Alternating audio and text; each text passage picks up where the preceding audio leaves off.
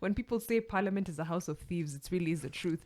To the extent of stealing, a person earning over 1,000,000 shillings a month, stealing 4,200 in allowances from their bodyguards. That's page 5 actually of the Daily Nation.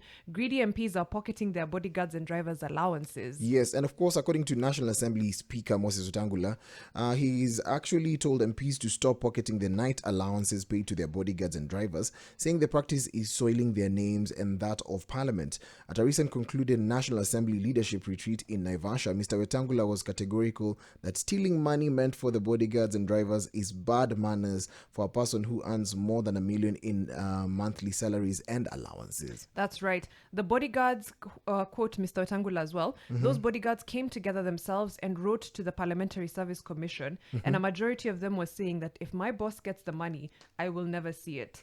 Now, Wait, what? yes. I feel like I should be surprised at this, but not really, because someone who will steal from you in the millions will steal from you in the thousands. It does not change, right? They will steal your 20 bob just because they have quote unquote a lot of money. Does not mean that they'll spare people or they'll spare you. Yeah, so as Mariam has already mentioned, each driver and bodyguard anapoke to come at 4,200 specifically when an MP is visiting his or her constituency during the weekend or during an official parliament function. However, the allowance was suspended in June this year following complaint of mismanagement from the bodyguards and drivers. As if that's not enough, these are people, men and women, who protect you as a member of parliament. Right. These are men and women who drive you. They are privy to information that is exclusive.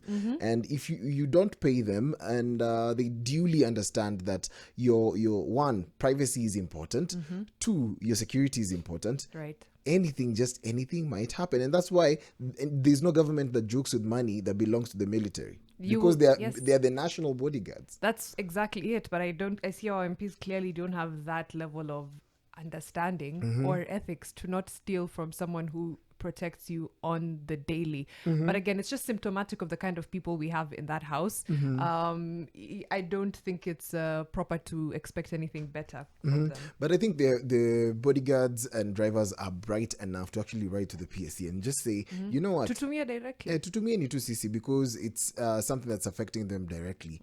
One other thing is that sometimes when you're working for these high profile men and women, you're often paid in kind. Mtoto ana school fees, they pay the school fees. And then wewe pesa yako ya development inatoka wapi? You see, those are the questions we need to ask ourselves.